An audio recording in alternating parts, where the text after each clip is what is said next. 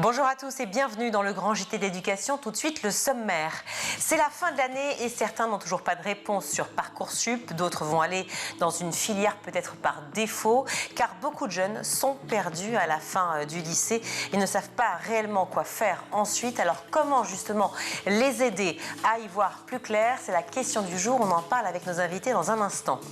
Deuxième partie d'émission, on vous présentera Nous les ambitieuses, un collectif de femmes engagées, mobilisées au cœur des territoires. Virginie Atlan, sa présidente, viendra notamment nous parler du concours qu'organise l'association sur le thème du harcèlement. Enfin, on finira l'émission en musique avec Loïc Landreau qui nous racontera l'origine du nom des notes de musique, do, ré, mi, fa, sol, la, si, do. J'ai hâte de cette chronique. Loïc, on retrouve tout de suite pour l'actualité en bref.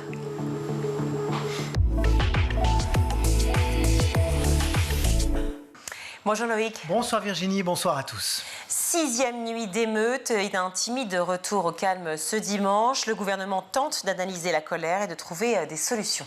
Hier, Emmanuel Macron a réuni l'ensemble de ses ministres. Il leur a demandé d'être sur le terrain aux côtés des policiers, des gendarmes, des pompiers, des magistrats, des personnels éducatifs mobilisés. L'heure est également à la recherche de solutions. Le gouvernement veut comprendre cet embrasement, mais pour beaucoup, les raisons de la colère sont plutôt claires.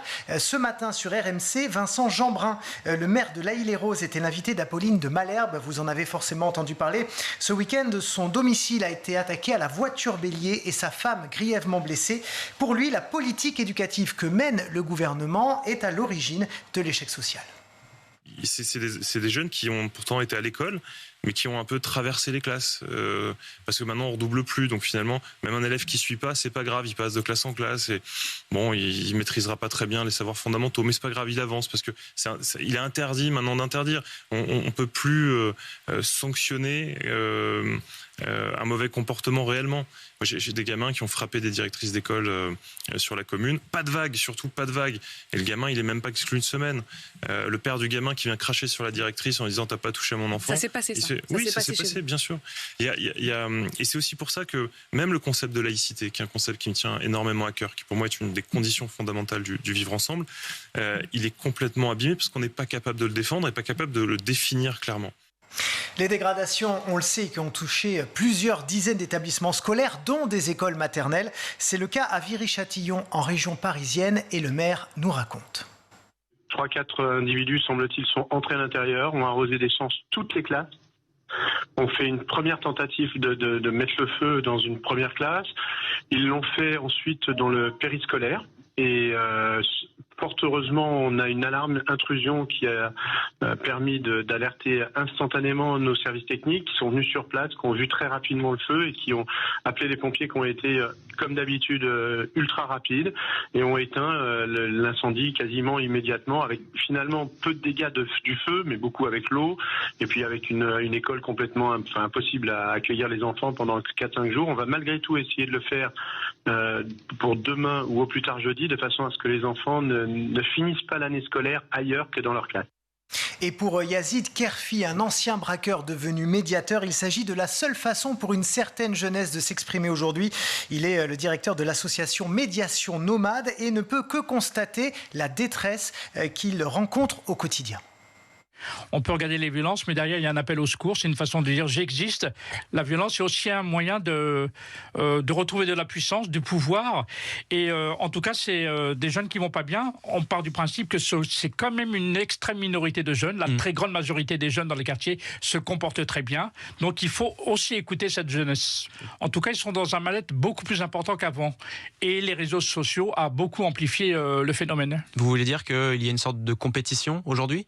Oui, qu'il y avait une compétition, c'est-à-dire que plus tu es violent, plus on parle de ta ville et plus tu existes. Vous voyez, mais derrière, il faut plutôt regarder l'appel au secours. À savoir qu'hier, sur BFM TV, Nadia, la grand-mère de Naël, a lancé un appel au calme. Je la cite. « Les gens qui sont en train de casser, je leur dis arrêtez. Ils ont pris Naël comme prétexte, qu'ils ne cassent pas les vitrines, qu'ils ne cassent pas les bus, les écoles. On veut calmer les choses, on ne veut pas qu'ils cassent, qu'ils restent tranquilles, ces gens-là. » Et de son côté, le gouvernement tente de défendre son bilan. Toujours sur France Info ce matin, Olivier Klein, le ministre de la Ville et du Logement en France, a refusé de parler d'échec et pense que la réponse de l'État a été proportionnée. Et il s'est également exprimé sur la question de la responsabilité des parents des émeutiers. Quand on voit ces enfants ou des jeunes de 14, 15 ans ne pas être rentrés à 22, 23 heures dans la période actuelle, eh bien oui, quand on est parent, on se doit de vérifier pourquoi ils sont dehors et leur dire en ce moment, vous ne sortez pas, c'est pas pour vous embêter, c'est pour vous protéger et c'est pour protéger votre quartier et votre ville. Et pour lui également, la politique qui a été menée dans ces quartiers en termes d'éducation ne doit pas être minimisée. Écoutez-le. Beaucoup a été fait depuis 2007. Les CP, le dédoublement des classes préparatoires en CP, en CE1, en moyenne section, c'est une révolution. Vous savez, je suis prof, je vois à quel point l'apprentissage de la lecture a été accéléré. Les vacances apprenantes qui a été mise en place, c'est des centaines de milliers d'euros qui a permis, dans une ville comme la mienne et dans beaucoup de villes, les maires vous le diront, on a multiplié par 2 le nombre d'enfants qu'on peut envoyer en vacances pour 2 fois moins cher. On ne peut pas mener une action dans un quartier sans en avoir les moyens pour l'action et les moyens pour recruter. Et ça fait partie des annonces de Marseille, du président de la République, simplifier les recrutements des adultes relais, sortir d'un certain nombre de carcans administratifs qui disaient oui, vous pouvez être adulte relais, vous ne le pouvez pas. Il y a les bataillons de la prévention qui ont été mis en place par ma prédécesseur, Nadia Hay, sur lequel il va falloir probablement continuer à travailler. Et pour conclure sur ces émeutes, l'inspection générale de la police nationale a rendu les premières conclusions de l'analyse de la vidéo du tir qui a entraîné la mort du jeune Naël. Elle indique que le policier lui a demandé à plusieurs reprises de couper le moteur et qu'il dit « mettez les mains derrière la tête » et non « je vais te mettre une balle dans la tête » comme il a été sous-titré sur les réseaux sociaux. L'IGPN indique également que Naël aurait alors répondu « pousse-toi » avant de démarrer. Et on termine sur un tout autre sujet de la direction le Cotentin à la rencontre d'une association qui a repassé le brevet, comme en 1956. Eh oui, c'est la maison de l'histoire de l'école basée à 40 ans qui a proposé de passer le certificat d'études primaires, puisque c'est comme ça qu'on l'appelait à l'époque, comme en 1956. Alors une quinzaine de personnes se sont prêtées au jeu, avec notamment une dictée extraite de l'œuvre de Guy de Maupassant. Pour les mathématiques, un exercice porté sur un champ agricole trapézoïdal rectangle, et l'autre sur un navire dont il fallait calculer le nombre d'allers-retours sur une distance donnée. Et les copies étaient corrigées par des enseignants en activité à l'époque. Tous les candidats ont eu leur certificat d'études, donc bravo à eux. Merci Loïc. C'est la fin de l'année et certains n'ont pas encore eu leur réponse sur Parcoursup. Ils sont donc perdus. On va parler orientation aujourd'hui avec nos invités. C'est la question du jour. Pour en parler, je suis ravie de recevoir un habitué de ce plateau, c'est Stéphane Vincent, bonjour. Bonjour. Président de Super Futur, ainsi que Pierre Amougou, bonjour. Bonjour. On est ravis de vous recevoir également, vous êtes président de Les Mindsetters et créateur de contenu. Aujourd'hui, on va parler bien sûr de Parcoursup, d'orientation, mais il est difficile, et vous le comprendrez très bien, j'imagine, de commencer ce débat sur l'orientation sans parler des derniers événements survenus partout en France, car en fait, tout est lié, et je vous vois hocher de la tête. Il y a beaucoup de jeunes parmi les casseurs et les pilleurs, beaucoup sont mineurs. Est-ce que vous comprenez leurs gestes, Pierre ? Je dirais que comprendre n'est pas justifier ni déresponsabiliser les jeunes, mais je peux comprendre ces actes-là, parce que c'est ni surprenant, ni nouveau. Si on observe l'histoire de la France, on voit que souvent il y a eu des mouvements de contestation qui sont soldés par des émeutes. On peut commencer plus récemment avec les gilets jaunes, les bonnets rouges, mais plus anciennement avec tout ce qui est Révolution française ou autre. Donc je ne suis pas surpris. Et je pense que, comme Martin Luther King le disait, souvent les émeutes, c'est la parole qui est utilisée pour se faire entendre quand on n'a pas la parole. Et donc je dirais que ce n'est pas quelque chose de surprenant et que ça dénote en fait d'une fracture entre les sphères de pouvoir et certaines zones en France, notamment les quartiers en banlieue. Donc je dirais que comme ils voient que souvent on entend parler de leur quartier lorsqu'il y a des émeutes, finalement, c'est un peu le mode de fonctionnement le plus utilisé pour se faire entendre et apparaître dans la sphère médiatique. Vous pensez que ceux que l'on voit qui cassent et qui pillent sont effectivement les mêmes qui peinent dans les quartiers dont vous parlez, dans les banlieues ? Est-ce que vous croyez que c'est exactement ces mêmes personnes qui disent que leur réalité, leur quotidien est difficile et qui vont hurler leur colère ? Je ne sais pas si c'est exactement les mêmes personnes, mais en tout cas, je pense que parmi les gens qui sont dans les émeutes, je pense qu'il y a des personnes qui n'ont pas forcément des perspectives d'emploi et de réussite à l'école. Et donc, le fait de se dire je ne crois plus peut-être en l'école républicaine, je ne crois plus en ce que la France peut m'offrir. Donc, pour protester, pour montrer leur mécontentement, voire leur existence, certains de ces jeunes ont décidé en tout cas de participer à ces émeutes. C'est intéressant la phrase de Pierre Amougou, Stéphane Vincent, quand il dit de perspective d'emploi et de réussite dans l'école. Ça veut dire que l'école, au départ, doit être un lieu qui amène systématiquement, effectivement, à la réussite et à l'emploi, mais en fait, au sein même de l'école, il s'agirait d'être dans la réussite. Alors, moi, je partage en grande partie, évidemment, votre approche. La première, c'est quand même de se reposer la question de quelle est la réussite de chaque individu. Et la réussite, c'est pas forcément celle d'un cadre. C'est-à-dire, c'est pas forcément celle qui doit être la même pour tout le monde, dans des éléments qui doivent être toujours les mêmes. Et c'est ça, peut-être, la vraie question. C'est-à-dire qu'on est tous différents. Par contre, on devrait tous avoir la même réussite. C'est pas vrai. Je vais être un peu caricatural dans mon propos, mais on ne peut pas tous être influenceurs à Dubaï. Heureusement, non ? Heureusement, mais évidemment. Non, mais je dis, j'exagère un peu, mais je pense que malheureusement, les jeunes, la vision que les jeunes ont de la réussite, elle est assez caricaturale souvent. Elle part souvent par une notion d'argent. Or aujourd'hui, on peut réussir sans être milliardaire, sans être millionnaire. On peut être heureux. Vivre correctement, être heureux, c'est aussi une forme de réussite. Et je pense que tous ces éléments-là ne sont pas du tout valorisés. Mais c'est vraiment, pardon Stéphane, mais c'est vraiment, là quand je parle de l'actualité, je ne parle pas précisément de l'orientation, etc., on va y venir à tout ça. Mais vous pensez que c'est ce qui se joue en ce moment même en France avec ces pilleurs, ces casseurs on parle de gens qui en fait sont en train de détruire des écoles, de brûler des mairies, d'aller mettre le feu chez la femme d'élus de la République et qui font peur aux enfants. Enfin, on parle de ces gens-là et proportionnellement par rapport à la réussite, on met en perspective Instagram. C'est une catastrophe. Moi, objectivement, j'hallucine quand je vois tout ce qui s'est passé. Je peux essayer de comprendre. J'ai quand même du mal. Parce que casser, je ne vois pas ce que ça va apporter. Et le problème quand même, c'est que l'image qu'on a de la France, c'est cette notion de... Aujourd'hui, si on n'est pas dans la rue et qu'on ne tue pas des gens et qu'on ne fait pas des choses, finalement, il ne va rien se passer. Mais non, il y a d'autres solutions.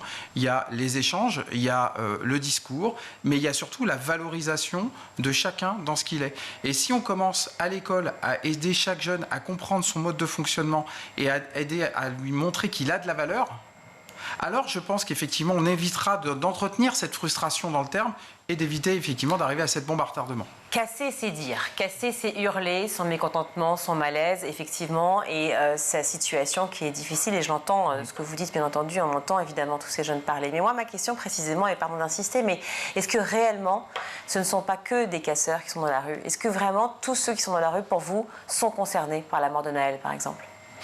Je pense qu'il y a plusieurs choses dans ces émeutes. C'est que je pense que tout le monde est concerné, même nous, par la mort de Naël, parce que c'est un Français qui est mort à 17 ans, donc on est tous touchés par ça.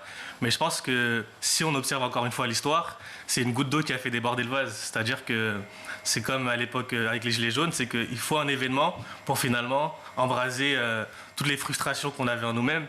Donc je pense que parmi les gens qui sont sortis dehors, il y avait des gens qui voulaient vraiment protester contre la mort de Naël, contre certaines injustices, mais que parfois il suffit d'une minorité pour que tout s'embrase. Et surtout, on parlait de communication, de dialogue. Je pense que parfois, quand le dialogue est rompu, c'est difficile finalement de réussir à se concerter. Et que parfois aussi, quand on est sous le coup de l'émotion, on a tendance à faire des choses auxquelles on n'aurait pas pensé faire. Donc je pense vraiment que, encore une fois, la clé, c'est vraiment le dialogue. Justement, Stéphane en parlait. Mais je pense aussi qu'il faut montrer comment on peut dialoguer. Parce que je vais prendre l'exemple de l'initiative de la Première ministre qui avait lancé les rencontres jeunes à Matignon. Si on observe les personnes qui sont invitées, c'est des jeunes qui ont déjà des perspectives d'emploi ou qui sont dans des grandes écoles ou qui sont influenceurs. Mais on n'a pas donné la parole aux jeunes qui potentiellement sont dans les rues actuellement. Donc je pense que vraiment, si on veut un dialogue, c'est important aussi de bien cibler les jeunes qu'on va inviter dans les sphères de pouvoir pour s'assurer que la diversité de discours et de pensée présents dans les quartiers et même au-delà en France, soit présent lors des discussions avec, par exemple, la Première ministre. Alors, parlons des frustrations, justement, parce qu'elles sont très nombreuses et on parle évidemment de l'école et des inégalités face à l'apprentissage. On n'est pas tous égaux, c'est clair. Face à l'apprentissage et face à la réussite, les indices de position sociale le démontrent. Et encore moins face à la confiance en soi. D'ailleurs, c'est chose sur laquelle vous travaillez évidemment à Superfutur et on va y venir précisément. Mais est-ce que vous avez constaté au cours de votre scolarité, Pierre Amougou, que finalement cette reproduction sociale systématique vous met eh bien, dans ce cercle vicieux et non pas vertueux qu'est la reproduction. Donc. Je dirais que moi, j'ai eu l'opportunité d'étudier notamment au lycée Henri IV et à l'école normale supérieure. Et par exemple, il y a une étude qui a été faite par des économistes qui montrait qu'un camarade à moi qui a un père qui a fait l'ENS avait 285 fois plus de chances que moi d'intégrer cette école-là. Donc on voit que l'ascenseur social est en panne et que si on n'a pas des professeurs qui nous soutiennent, moi c'était mon cas, j'ai eu des professeurs qui croyaient en moi, qui me disaient ça va être difficile, mais tu peux y arriver. Mais ce n'est pas le cas de toutes les écoles. Il y a des écoles où les professeurs sont absents, des écoles où les élèves ne croient plus en l'école. Donc ça fait que quand on voit que finalement, même si je travaille autant que d'autres Français, je n'ai pas intégré des écoles ou monté mon entreprise, ça peut créer des frustrations en se disant pourquoi, de par ma naissance, de par mon quartier, je dois faire 2 fois, voire 10 fois plus que les autres. Qu'est-ce que vous avez ressenti, Pierre? Qu'est-ce que vous avez fait de plus que les autres pour pouvoir intégrer justement l'école normale supérieure? Je donne un exemple tout concret. Moi, dans mon cas, j'ai tenté 2 fois l'école normale supérieure. Et la première fois, j'étais sous menace d'expulsion de mon logement. Donc, je n'étais pas concentré forcément à 100% sur mes études. Et donc, j'ai été admissible à l'ENS. Mais le directeur de l'époque disait, par exemple, que mes notes étaient irrégulières durant cette année-là. Mais moi, je savais pertinemment que c'était en raison de mon origine sociale. Donc, on voit que parfois, on fait face à des aléas qui ne dépendent pas de nous. Et finalement, si je n'avais pas persévéré, je n'aurais pas pu. Donc, j'ai dû faire un service civique, travailler comme assistant-chercheur pour économiser de l'argent. Et j'ai pu tenter, durant la crise sanitaire, l'école normale supérieure, cette fois dans des bonnes conditions. Mais même une fois qu'on rentre dans ces écoles-là, il y a encore des inégalités. Par exemple, moi, en parallèle de mes études, je travaille, je donne des cours en tant que formateur à Paris Comsup. Et là, je viens d'être admis à Princeton en échange. Et je dois trouver 17 000 € pour valider mon visa. Je n'ai pas les 17 000 €. Donc on voit que à chaque fois, en fait, on se rend compte que de par nos origines sociales, il y a quand même des différences entre un élève qui finalement doit juste se focaliser sur son travail et un élève qui toujours doit à la fois travailler dans ses études, travailler pour gagner de l'argent et faire face à des inégalités. Alors, les élèves qui ne travaillent pas pour financer leurs études, ou en tout cas financer les à côté de leurs études, ils sont quand même assez peu nombreux, non, Stéphane Vincent?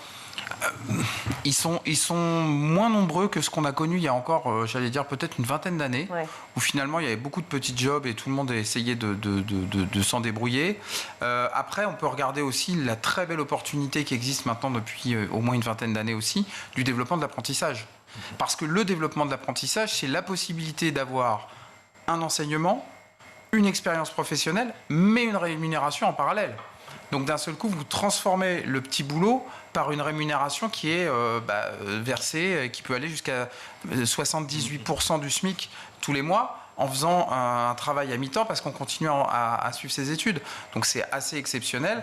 Après, il y a aussi pas mal de boîtes qui ont arrêté de se prendre la tête en se disant nous, on veut plus forcément de petits jobs, on va faire plus simple. Donc voilà, il y a moins d'opportunités. Après, il y a des très belles maisons comme McDonald's, par exemple, où c'est 60 000 emplois par an qui sont proposés. On va en mentionner d'autres, parce que sinon on va se faire taper sur les doigts. Donc alors qu'il y a Burger King, il y a KFC, il y a tous nos camarades. Il y a Decathlon, il y a plein de belles enseignes. Mais ce que je veux dire, c'est que ces gens-là jouent le jeu. Mais après, c'est pas toujours évident de trouver un petit job. Ouais. Après, les petits jobs, ça me paraît quand même assez fréquent. Des petits jobs pour effectivement soit arrondir les fins de mois, soit pour pouvoir réellement s'alimenter, car on a vu, et notamment pendant cette crise, cette pandémie énorme de Covid, ces étudiants totalement démunis face à la fois à la crise du logement, mais aussi pour tout simplement se nourrir. Est-ce que c'est quelque chose qui était démultiplié? Est-ce que réellement vous avez ressenti ce dont vous parlez, qui est très fort, qui est très prégnant, et j'aimerais vraiment qu'on revienne dessus, mais sur cette difficulté à se sortir d'une reproduction sociale, c'est-à-dire à se sortir d'une famille qui est donc défavorisée, qui n'a pas accès effectivement aux activités extrascolaires, qui n'a pas accès à tout ce que pourra avoir un enfant d'une famille favorisée, pour pouvoir accéder finalement à ses études en toute sérénité. Je dirais qu'il y a différents éléments. Si on se focalise sur l'élément matériel, par exemple, Stéphane parlait des alternances et de l'apprentissage. On voit que c'est présent dans certaines filières, par exemple dans les filières commerciales notamment, mais il y a certaines filières notamment plus littéraires où c'est difficile, voire impossible d'être en alternance. Donc ce qui fait que finalement, si on veut combiner études et travail, justement, on se rend compte que parfois on va devoir choisir une filière qui le propose, tandis que si je prends l'ENS, Sciences Po ou d'autres filières plutôt littéraires, il n'y a pas cette possibilité-là. Donc on voit que même dans nos choix d'orientation scolaire, on doit garder en tête que je ne suis pas comme tout le monde et je dois justement m'assurer un matelas financier pour m'assurer des aléas. Et par rapport aux inégalités au niveau des activités, je dirais qu'avec du recul, j'ai appris que c'est aussi par sa différence qu'on fait la différence. C'est-à-dire qu'il ne faut pas se dire je viens d'un milieu modeste, donc j'ai que des désavantages. On a aussi des avantages. Le fait de parler plusieurs langues très tôt, le fait justement de connaître à la fois les milieux modestes et les milieux plus riches, c'est une diversité en termes de créativité. Donc moi, à travers mon association, justement, le discours que je porte, c'est certes, dans certains domaines, on a du retard, mais dans d'autres domaines, on a quelque chose à apporter. Donc en dialoguant avec d'autres, on se rend compte que nous aussi, on a une richesse à apporter à la société. Quel retard dont vous parlez? Parce que moi, je ne le vois pas, le retard, du tout, là, en l'occurrence. Bien au contraire. Et puis, je ne le vois pas non plus avec toutes les personnes qui participent à cette émission et qui sont extrêmement motivées. Au contraire, je vois effectivement tout ce dont vous parlez, qui est une richesse. Je dirais que c'est plus, par exemple... si on veut créer une entreprise, c'est important, par exemple, de savoir comment créer un réseau et comment le mobiliser.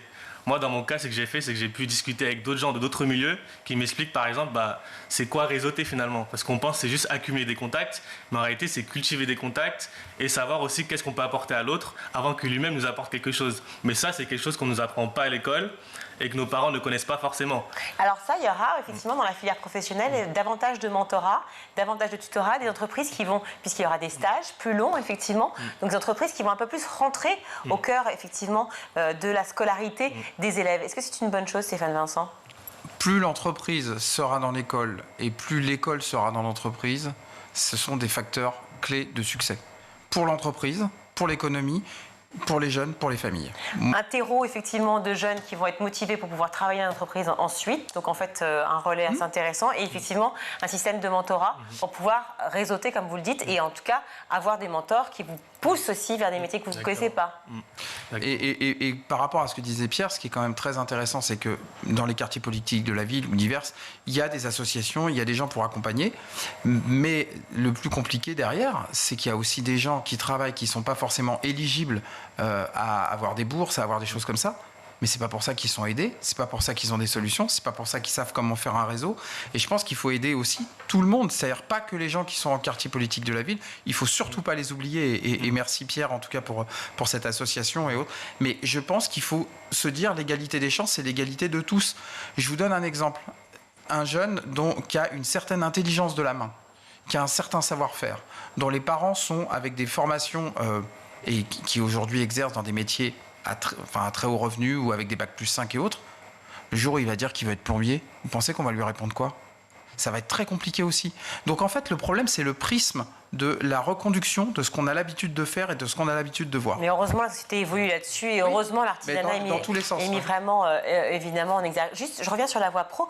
Aussi, quand on parle d'inégalité sociale, effectivement, de reproduction, on pourrait se dire peut-être que finalement, c'est pas si important qu'ils connaissent si bien Molière, Descartes ou autres. C'est peut-être pas si important qu'on lui apprenne telle et telle matière. Et donc, finalement, par exemple, dans la voie pro, on aurait peut-être un peu moins finalement de matières principales, de culture générale enseignée pour plus professionnaliser les étudiants. Alors c'est aussi ce que disent les détracteurs effectivement de ce projet-là. Qu'est-ce que vous en pensez? Je pense qu'effectivement il faut trouver un équilibre entre les deux parce qu'il ne faut pas oublier que il me semble que c'est 48% des élèves qui sont en voie professionnelle ont subi cette orientation.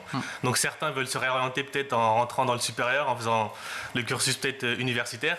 Donc c'est important aussi de proposer une diversité de parcours en se disant certains élèves ont conscience que par exemple ils veulent se diriger vers des filières plus professionnelles ou des métiers manuels, donc les accompagner vers cette volonté-là avec des mentors notamment, mais il y a aussi des élèves qui peut-être veulent se réorienter ou ont une prise de conscience et c'est important de les accompagner. On parle des dispositifs de réseau d'éducation prioritaire, les lycées pro sont pas dedans, donc peut-être c'est intéressant de les intégrer dedans pour aussi avoir des parcours où ça va être une remise à niveau pour préparer des élèves en lycée professionnel qui veulent rentrer dans le supérieur. Et repenser la pédagogie.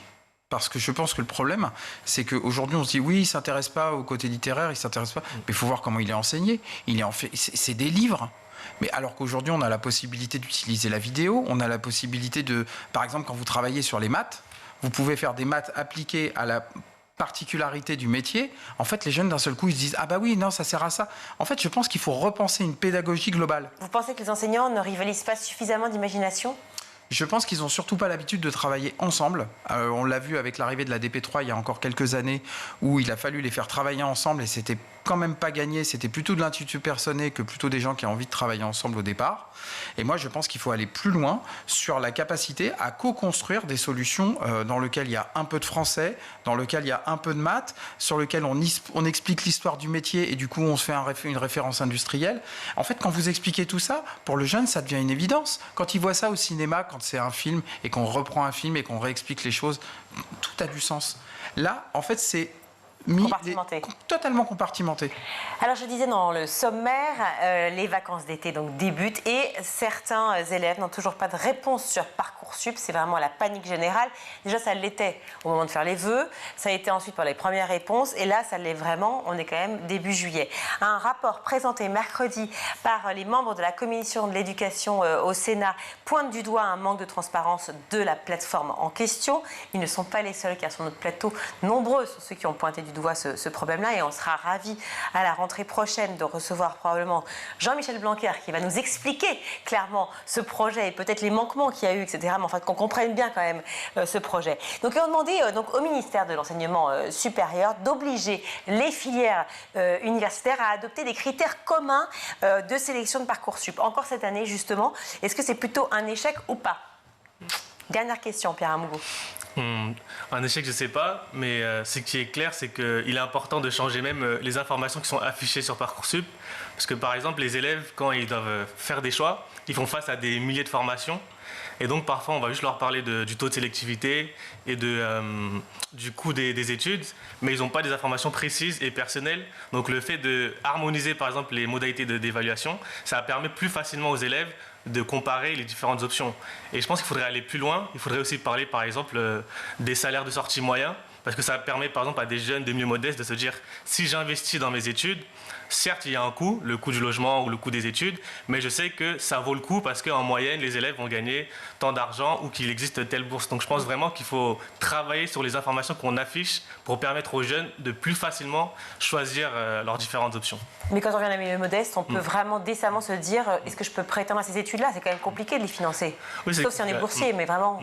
Justement, c'est compliqué, mais par exemple, si on dit aux jeunes que ça vaut le coup, peut-être qu'ils vont prendre sur eux et prendre plus de risques. Mais si on leur dit fais 5 ans d'études, ça va te coûter tant, mais tu ne sais même pas si tu auras un meilleur salaire que quelqu'un qui fait 2 ans d'études, peut-être que pour minimiser les risques, il va s'orienter vers la filière la plus courte, qui va minimiser les risques et maximiser les gains. Donc je pense que dès le lycée, c'est important de... On a reçu à ce sujet Alexandre Mars, d'ailleurs, qui nous parlait d'un projet très intéressant pour pouvoir financer notamment les études des jeunes. Et vous devez regarder accessoirement sur Internet en quoi ça consiste. Stéphane Vincent, quel est votre avis sur Parcoursup ? Perfectible. Toujours perfectible, mais pour moi, avec déjà... Vous voulez faire de la politique, Stéphane Vincent ? Non, non. Non, je fais pas de... C'est une réponse de politique, non, là. C'est pas... C'est perfectible. Non, mais c'est perfectible parce que... je trouve que c'est très facile de tirer dessus, alors que c'est un processus itératif dans lequel il y a eu des évolutions systématiques. Si vous lisez bien les éléments, vous avez déjà une quantité d'informations sur chaque... Vous savez à quel rang les personnes ont été prises, à quelle date les personnes ont été prises, le taux de sélectivité. Enfin, vous avez quand même une information qui est extrêmement précise. Le problème, c'est que les gens n'ont pas anticipé, n'ont pas préparé. Donc tout le monde veut aller faire les mêmes formations au dernier moment. Mais comme je le dis souvent, il faut arrêter de croire au Père Noël.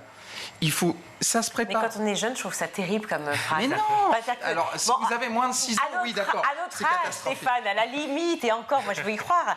Mais franchement, dire ça à des jeunes, dire tu peux pas croire au Père Noël, mais enfin, si tu as envie de faire une formation, si tu as envie de faire ce métier-là, mais moi, comment est-ce possible que je ne puisse pas y accéder, qui que je sois, d'où je vienne ? Moi, j'adorerais être danseuse étoile, par exemple. Je suis tout à fait conscient que je n'y arriverai pas. Ça, c'est les cheveux, ça n'a rien à voir. Non, mais ce que je veux dire, c'est qu'à un moment, il y a un principe d'orientation et il y a un principe de réalité. Et je pense qu'il ne faut pas prendre les jeunes pour plus bêtes. Enfin, c'est pas possible de leur dire « Ah ouais, vous y avez droit, vous y avez droit, vous y avez droit ». C'est pas comme ça que ça se passe. Il y a un moment un principe de réalité. Le principe de réalité, c'est de se dire il y a des choses dans lesquelles tu vas pouvoir y aller, tu vas réussir et ça va bien se passer. Mais tout le monde ne peut pas faire certaines choses. Et objectivement, ça va bien se passer. On va devoir quitter... Vous voyez, ma réponse n'est pas politique, elle vous convient. Oui, alors, d'accord, bien que je pense que Pierre, vous avez sûrement envie de réagir, parce que c'est une orientation subie, non pas choisie, là, en l'occurrence. Je dirais que là où je suis d'accord, c'est par rapport au fait de devoir s'y prendre à l'avance et de responsabiliser les élèves. Mais par contre, parfois, certains élèves, malheureusement, ils subissent beaucoup le calendrier de l'école et ils s'y mettent à la dernière minute. Et ce serait intéressant, finalement, en amont, dès la seconde, de leur dire commencez à penser à vos métiers, à vos orientations et accompagnons-nous. Même vers la quatrième, d'ailleurs, quatrième, troisième, réfléchir à vraiment ce que l'on va faire après. Merci beaucoup à tous les deux d'avoir été sur ce plateau. Stéphane Vincent, président de Super Futur, et Pierre Amougou, président de Les Mindsetters et créateur donc, de contenu. Merci d'avoir été avec nous. On vous souhaite beaucoup de belles choses. On marque une courte pause, on se retrouve.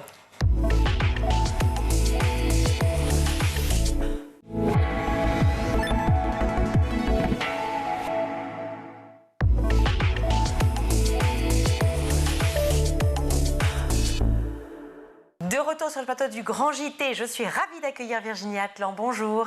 Bonjour Virginie. Merci beaucoup d'être avec nous. Vous êtes présidente et fondatrice de Nous les Ambitieuses. Déjà le terme, Nous les Ambitieuses, c'est magnifique, c'est porteur. Tout de suite on a envie d'y aller, non ? C'est positif, en fait c'est vraiment voulu pour ce qui nous caractérise, en fait, un élan citoyen initié par des femmes, mais avec cette volonté de ne mettre en avant et de n'agir que par l'action positive.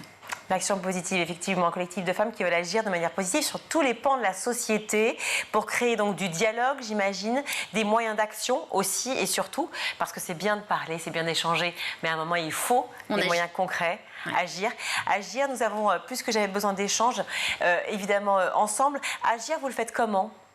Alors, par quels moyens ? On est vraiment dans l'investissement. J'aime dire que toutes les personnes qui font partie de l'association sont engagées, mais au-delà de ça, l'engagement, ça peut être soutenir une idée. Nous, c'est vraiment un investissement sur le terrain, au cœur des territoires, avec un réseau d'expertes, de mamans, de personnes, d'ailleurs d'hommes aussi, puisque j'aime dire que Nous les Ambitieuses est un mouvement initié par des femmes, mais soutenu et vraiment mis en œuvre par des hommes sur le terrain.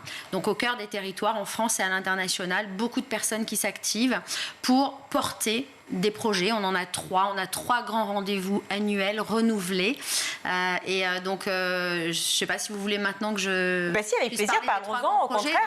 Parlons des 3 on a projets. un grand concours d'écriture et de dessin qui est initié avec le soutien de l'Éducation nationale, de l'UNESCO, des grandes fondations qui nous accompagnent aussi, et qui, dans toutes les classes de français à travers le monde, chaque année, au travers d'un thème, permet de donner la parole à la jeunesse. Et puis, au-delà de leur donner la parole, c'est récupérer leur vision, et ils participent à un concours avec le mode d'expression de leur choix, ça aussi pour n'oublier personne. Donc on peut participer en faisant un dessin, un texte de slam, de rame, un poème, une vidéo, une BD, peu importe le mode d'expression choisi.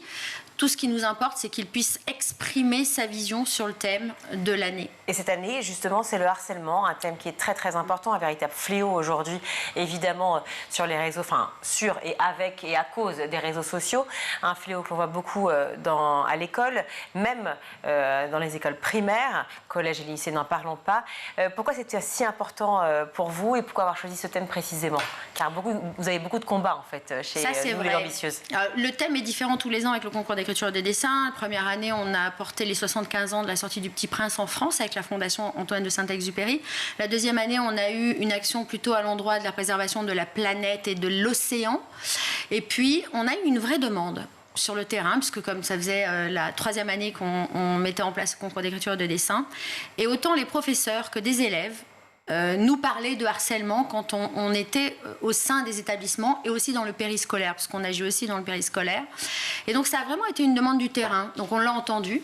Et on a vraiment tout mis en œuvre pour qu'elle soit validée par l'Éducation nationale. Et ça tombait bien puisque le programme phare était annoncé par le ministère de l'Éducation. Et que du coup, notre projet de concours d'écriture et de dessin a été retenu comme une des ressources du projet phare.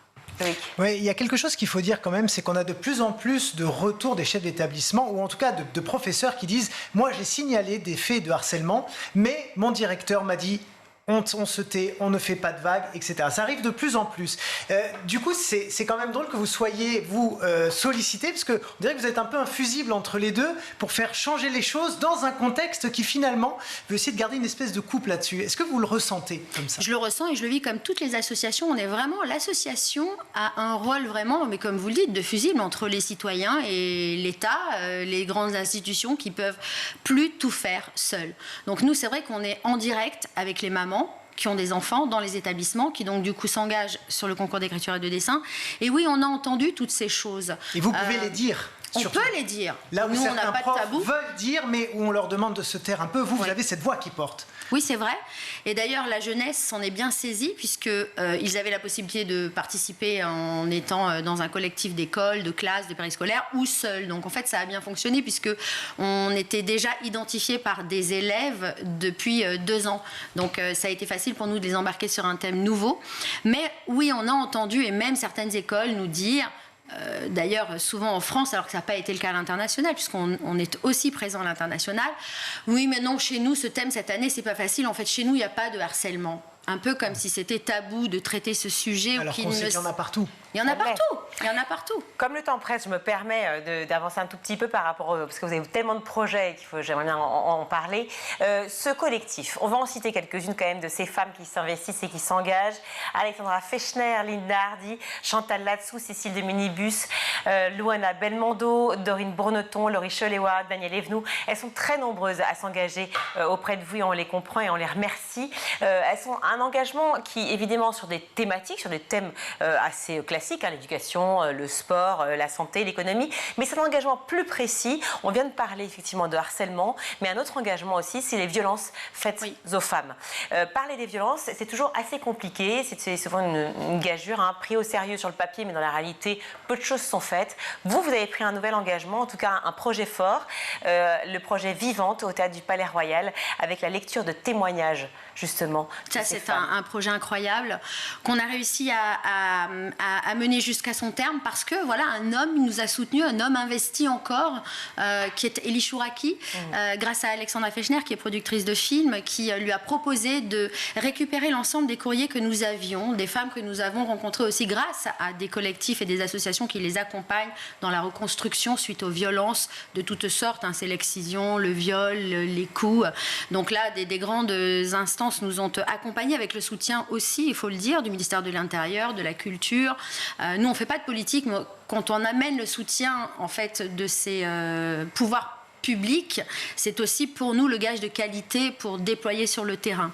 Et ces associations qui nous ont accompagnés, hein, La Voix de l'Enfant, Excision Parlons-en, l'AMREF, la Maison des Femmes, Women Safe and Children, nous ont permis de rencontrer des femmes qui avaient vécu ces violences, qui donc nous avaient livré leurs mots MAUX par écrit.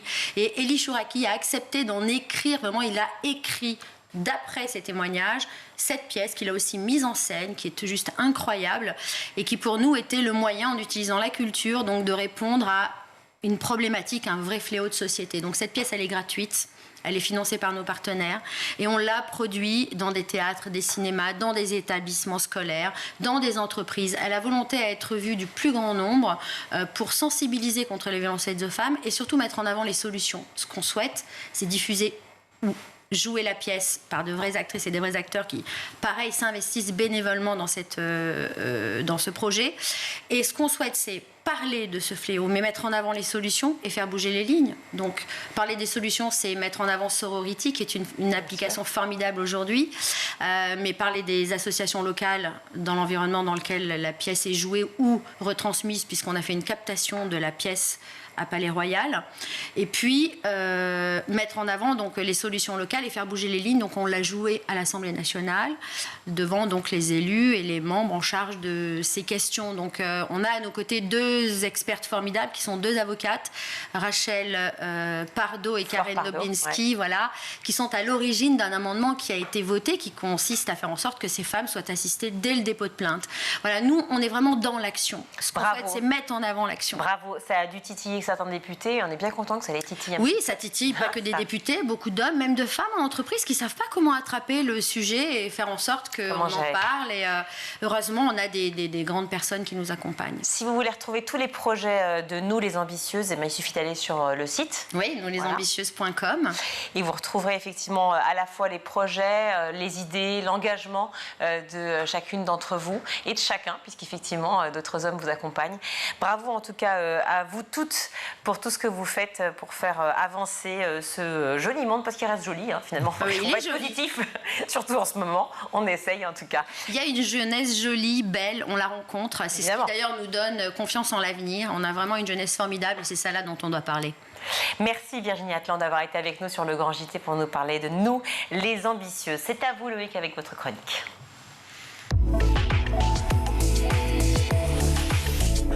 Loïc, pour cette dernière de la saison, vous vouliez nous rendre hommage, je vais dire nous rendre hommage, non pas à nous, aux amateurs, mais je le suis, aux amateurs de musique, à tous les professeurs de musique, à tous les mélomanes qui nous regardent. Exactement, en nous expliquant d'où viennent les notes do, ré, mi, fa, sol. J'adore, mais moi je ne sais pas. Et oui, parce qu'elles ont en fait une origine et une histoire passionnante qui commence le jour où le premier être humain découvre qu'en tapant sur des trucs, ça fait des sons mélodieux. Vous imaginez, le Cro-Magnon, il prend un morceau de bâton, une pierre, il fait boum, et il dit oh tiens, dis donc un son. Je prends un roseau, ça fait un autre son. Vous faites bien le roseau. Ouais. Non mais c'est un talent rare, vous savez. Et du coup voilà, les premiers hommes commencent en fait en tapant des choses, à voir que des sons mélodieux peuvent sortir. Ça, c'est les prémices. Évidemment, mais la notation n'existe pas. Pas encore, bien sûr. Il a fallu attendre vraiment des millénaires et des millénaires. On sait que les Sumériens, les Égyptiens avaient des systèmes de notation qui se sont rapidement perdus. Et ceux qui ont fait date en la matière, ce sont les Grecs, puisqu'ils ont fixé les notes grâce à un système composé de 15 signes spéciaux, donc des symboles, et 24 lettres de l'alphabet ionien. C'est la notation la plus précise de l'Antiquité en termes de musique, mais pour ce qu'on utilise, en tout cas aujourd'hui, il faut avancer un petit peu au IVe siècle de notre ère. Et comme d'habitude, vous allez nous dire que c'est de la faute ou de la responsabilité de l'Église. Oui, alors on peut même dire merci, parce que du coup, elle a inventé quand même plein de trucs. En fait, à l'époque, il faut savoir que l'Empire romain, on va le voir, part de l'Espagne et du Maroc pour se terminer en Syrie. Et donc, le christianisme vient d'être officiellement instauré religion d'État en l'an 313. Il faut donc s'imaginer qu'il y a des millions de gens qui partagent les mêmes codes, la même foi, les mêmes références. Et surtout, il y a une sorte de ferveur avec des églises qui poussent un petit peu comme des champignons partout. Et au cœur de ce mouvement va se développer le chant liturgique. Ce chant a plusieurs voix, qui est évidemment la façon dont on chante la messe, les psaumes ou des passages de la Bible. Et cet engouement va entraîner la création de mélodies spécifiques qui vont d'abord se transmettre de façon orale dans les écoles de chantres. On appelle ça un chantre, c'est quelqu'un tout simplement qui chante à la messe et qui formait justement tous ces religieux qui allaient devoir porter un petit peu cet héritage musical. Mais pour apprendre et retenir tout le répertoire de l'époque, paroles et musique, il fallait à chaque moine 10 ans.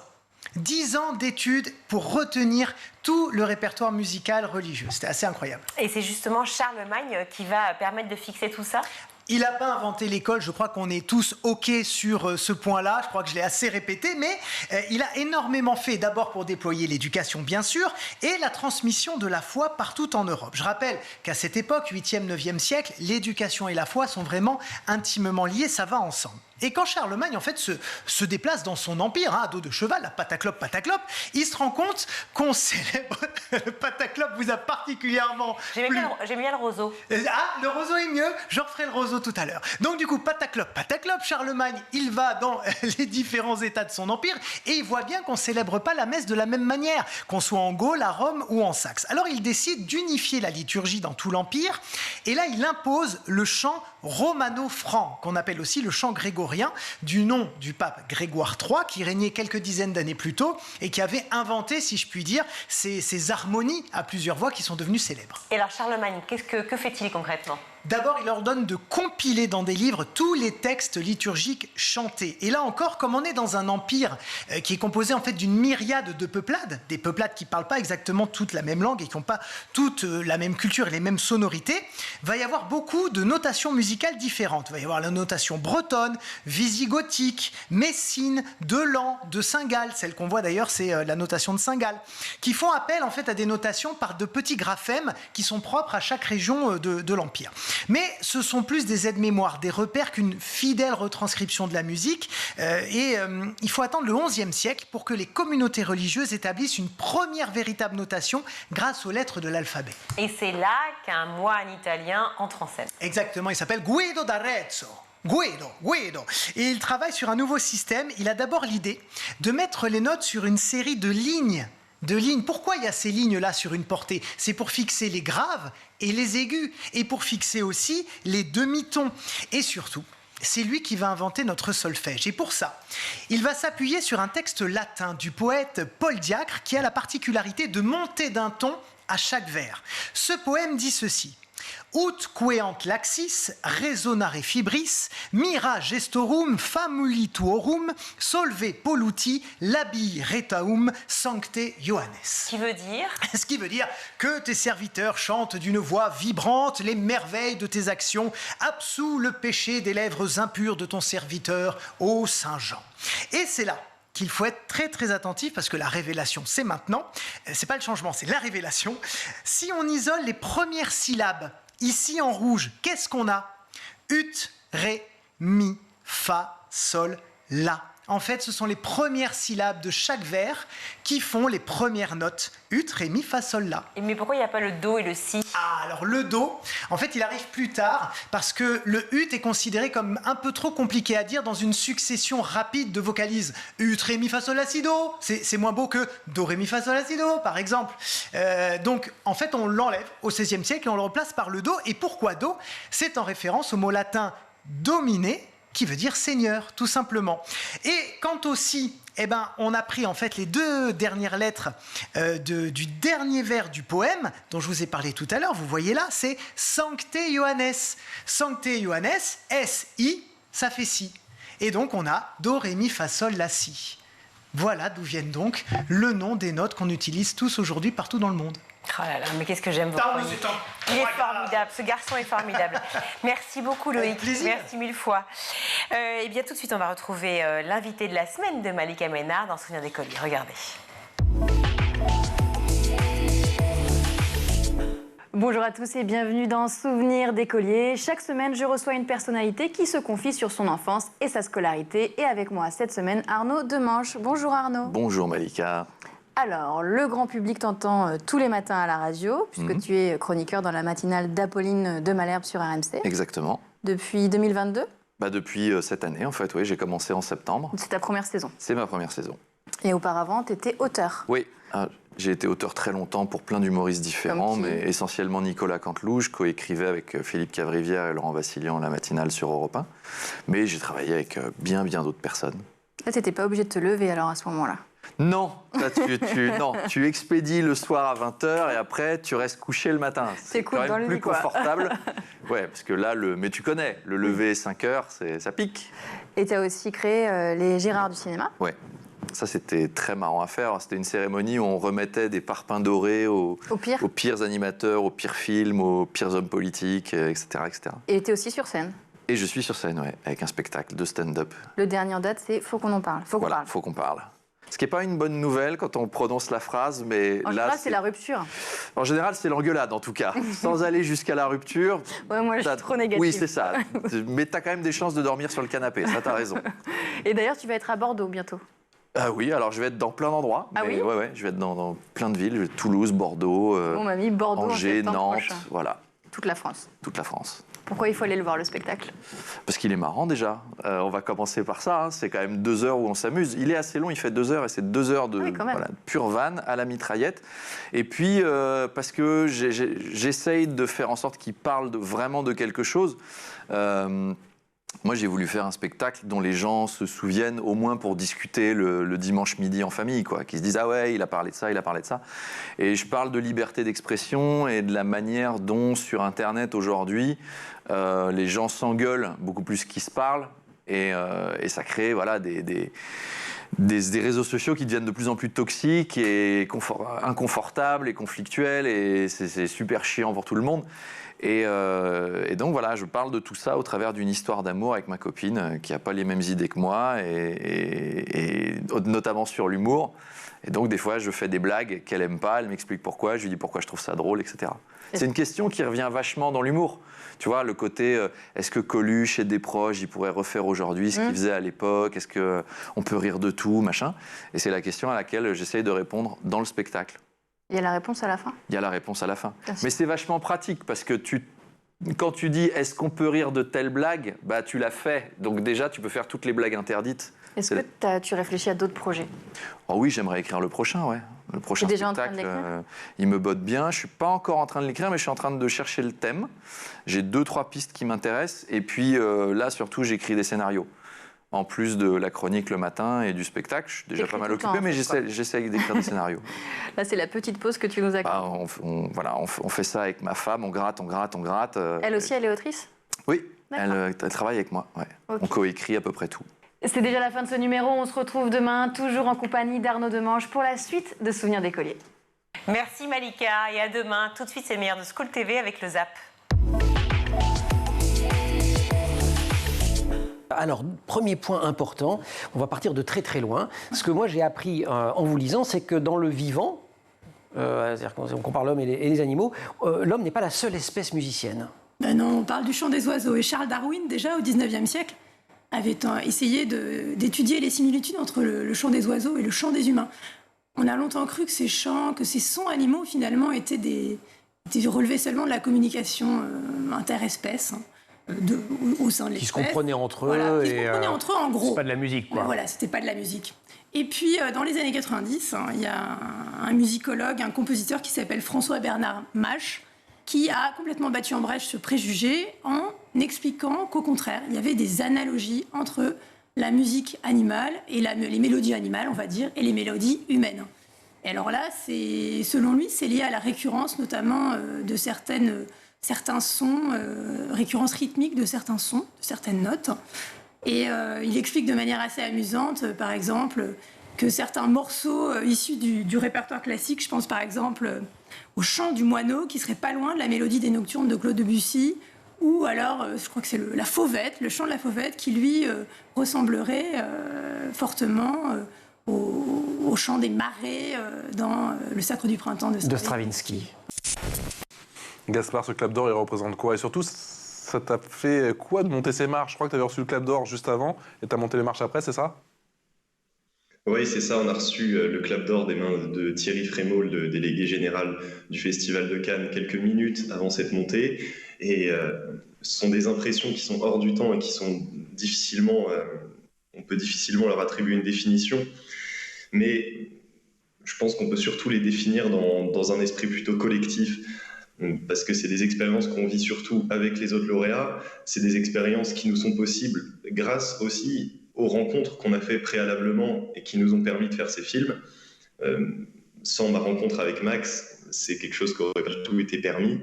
Et donc voilà, c'est des impressions avant tout, je pense, de reconnaissance sur le moment où on pense à tout ce qui nous a emmenés ici et tous ceux qui nous ont emmenés ici. T'as été ému, t'as été surpris ? Assez surpris, parce que c'était ma toute première expérience en matière de court-métrage. C'était vraiment juste une tentative à mes yeux, une chance à prendre, et j'ai été très heureux qu'elle me sourise. Max, au final, comment toi, Max, tu as reçu ce cadeau de la part de Gaspard? Pour toi, ce Clap d'Or? En fait, moi, c'est d'abord la fierté. Moi, je suis fier de ce qu'il a fait. Et après, je suis très touché à titre personnel parce que dans nos métiers, c'est assez rare d'être remercié. On croise des sourires. Moi, je suis remercié quand je vois des élèves qui réussissent ou qui continuent à vous saluer quand ils vous croisent dans la rue. Mais là, on va dire que c'est quand même paroxystique. Et se retrouver propulsé comme ça... et puis, je pense surtout que plus qu'un film sur moi, c'est plus sur notre rencontre, parce qu'il faut être plusieurs. Pour se rencontrer, il faut être deux. Et donc, si je lui ai apporté quelque chose, j'en suis très heureux, mais lui aussi m'a apporté beaucoup. Sébastien Lévy-Prudent, vous êtes le cofondateur d'Olesio et c'est vous qui éditez cette nouvelle application OMG, OMG, oh my god, mais surtout Orientation Métier Go. L'idée, c'est de pouvoir découvrir des professions en réalité augmentée. Ce que vous proposez, c'est aux 12-25 ans un effet waouh. Alors on essaie, oui, en effet. Ce qu'on constate, c'est que les jeunes, en fait, et les moins jeunes, connaissent assez peu de métiers. Si on demandait d'en citer, je pense qu'ils en connaissent de 20 à 30, sauf qu'on ne peut pas s'orienter dans la vie avec un panel si faible. Et je pense qu'en effet, on a tous été confrontés à ça après nos études, de se dire, si j'avais su, est-ce que j'aurais fait les mêmes études, connaissances que je connais maintenant. Donc ce qu'on essaie de faire avec cette application, c'est de prendre comme prétexte les objets de notre quotidien, pour faire découvrir tous les métiers qui se cachent derrière. Donc quels sont les métiers qui permettent de fabriquer ces objets, de les transporter, de les vendre. Donc derrière une cage de foot, mettons, si j'aime ça, il y a en fait un chaudronnier qui va fabriquer les tubes, il y a un soudeur, il y a derrière un éducateur sportif qui va m'accompagner pour faire du foot. Donc l'idée, c'est vraiment ça, c'est de se balader, de scanner tous les objets et à chaque fois de découvrir tous les métiers qui existent derrière. Oui, Max Tuning, je l'ai dit tout à l'heure, selon le psychiatre, la plupart des professionnels de l'éducation ne se rendent pas compte de l'influence qu'ils peuvent avoir sur les élèves. Est-ce que vous savez que vous pouvez influencer ou carrément changer la vie d'un élève? Est-ce que vous en avez conscience? Cette conscience-là, dans le sens où il y a des professionnels qui, moi, m'ont permis d'arriver là où je suis. Après, que ça change la vie, je crois que c'est un peu présomptueux. Je crois que c'est un croisement, en fait. C'est une rencontre, mais je ne suis pas tout seul. En fait, c'est dans un collectif. Il y a beaucoup de professionnels dans ce collectif. Et je pense que c'est la combinaison de tout ça. Si je prends l'exemple de ce que nous avons fait avec Gaspard dans Sentinelle et Référent, on est une bonne vingtaine d'adultes à avoir participé à ça. Et moi, tout seul, j'aurais pas pu. Et en fait, il y a des personnes qui sont peut-être moins visibles à ce moment-là, mais qui ont compté autant, je pense. Donc voilà, moi, c'est ce que je retiendrai. Oui. Justement, Gaspard, dans quelle mesure Max a impacté ta vie? Tu arrives à le mesurer aujourd'hui? C'est un petit peu quelque chose que j'explique dans la vidéo. C'est avant tout cette multiplication des tâches dans la vie. Ne pas se limiter forcément à une seule direction, mais visiter une multitude d'options dans une forme d'arborescence de notre vie. Et donc ça, c'est quelque chose qui m'a beaucoup inspiré, qui m'a beaucoup guidé, qui est resté dans un coin de ma tête pendant toutes ces années. Et surtout aussi cette lutte pour la justice qui, à mes yeux, est la lutte la plus honorable et qui guide ma vie maintenant, la semaine en droit, le week-end en tant qu'arbitre de foot. Il y a quand même aussi, Marine, quelque chose de très intéressant dans cette étude, c'est qu'on peut peut-être avoir espoir grâce à la Gen Z et grâce aux milléniaux. Les 18-34 ans qui, ok, eux sont plus désargentés que leurs aînés, mais tout de même, 49% d'entre eux affirment être prêts à payer plus cher pour plus d'éco-responsabilité, contre 38% des 35-54 ans et 33% des 55-75 ans.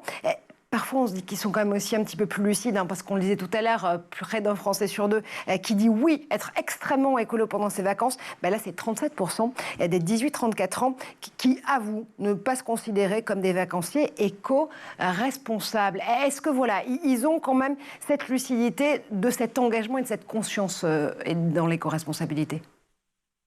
Alors, on pense que oui, parce qu'ils ont été beaucoup plus sensibilisés que les précédentes générations. Donc là aussi, on voit que les efforts payent à ce niveau-là.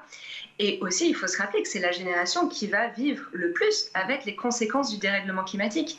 Donc pour eux, c'est une perspective du futur qui fait complètement partie de leur esprit. Et donc, je pense qu'ils sont plus à même d'adapter et d'aligner leur mode de consommation avec leur environnement, parce qu'ils ont réussi à faire ce lien entre ces deux choses. Et donc, même s'ils ont un peu moins de pouvoir d'achat, ils vont essayer de le mettre en cohérence avec la préservation de leur écosystème. Donc, vous nous parlez aujourd'hui de la tétine qui accompagne les enfants, mais à un beau moment, il faut renoncer à la tétine. Et là, il y a une technique assez originale pour s'en débarrasser en douceur. Ouais, il s'agit d'un... Vous n'avez jamais essayé en vrai? Non. Non, c'est une enquête journalistique. Voilà, il s'agit d'un arbre à tétine. mais un véritable arbre. C'est l'idée d'un père de famille de Saint-Nazaire en Loire-Atlantique. Il était inquiet de voir sa fille de 4 ans continuer à téter sans réussir à s'arrêter. En accord avec la mairie, il a alors décidé de monter ce projet qui est très mignon, d'installer un arbre à tétine dans sa ville. Alors il s'est inspiré quand même d'un arbre allemand, c'est ça? Oui, avec ses amis, ils se sont rendus compte qu'il existait un arbre comme ça à Berlin, un arbre où les enfants peuvent laisser et oublier leur tétine. Mais cette idée, elle n'est pas nouvelle, elle est originaire du Danemark où c'est une vraie tradition chez eux. Les enfants se rendent devant l'arbre, c'est une vraie tradition, il est l'heure de séparer la tétine. Ils l'attachent avec un ruban à une branche et parfois même ils lisent des petites lettres d'amour, enfin ils en écrivent, pardon. Ils écrivent des lettres d'amour et ils les attachent avec. J'en ai noté une que je trouve trop mignonne. Ah, on y va. Chère tétine, je suis devenu un grand garçon maintenant et ma tétine va bientôt me manquer. Adieu tétine. Et merci Tétine de m'avoir aidé à dormir. Salutations, Frédéric. Très bien élevé, Frédéric, mignon, en tout cas. Voilà. Super mignon. Petite précision écologique, je crois. Ouais. On ne serre pas trop fort les rubans, c'est ça? C'est ça, on ne serre pas fort les rubans pour que les branches puissent continuer à grandir sans entrave. Voilà pour le Zap, c'est la fin de cette édition. Merci à vous tous de nous avoir suivis. Canal 247 sur les Freebox, Canal 217 sur les box Orange. On vous retrouve mercredi et jeudi, Charles-Loïc. Oui, exactement. Je partirai en vacances un autre jour. Je préfère être là avec vous. Non, moi je suis ravie. Vous savez qu'enfin, c'est surtout les spectateurs qui adorent vous voir. C'est vrai. Et surtout vos chroniques, oui. Eh bien, ils me le disent pas assez. Ah ben voilà, alors maintenant vous savez, vous écrivez, Loïc vous répond toujours. On adore ça, la petite phrase de Scoop TV. Je vous ai lancé comme ça, vous avez vu? Formidable, formidable. J'ai pris la balle au bon et tout, on dirait une séquence de baseball. Ah ouais, vous y connaissez. À la réalisation aujourd'hui, c'est Raphaël Morel. Le son, c'est Héloïse Merlin. Maquillage, Laure Audemont. Et Maguessel, Agathe Delannoy à la rédaction. Très belle soirée à tous. Ciao.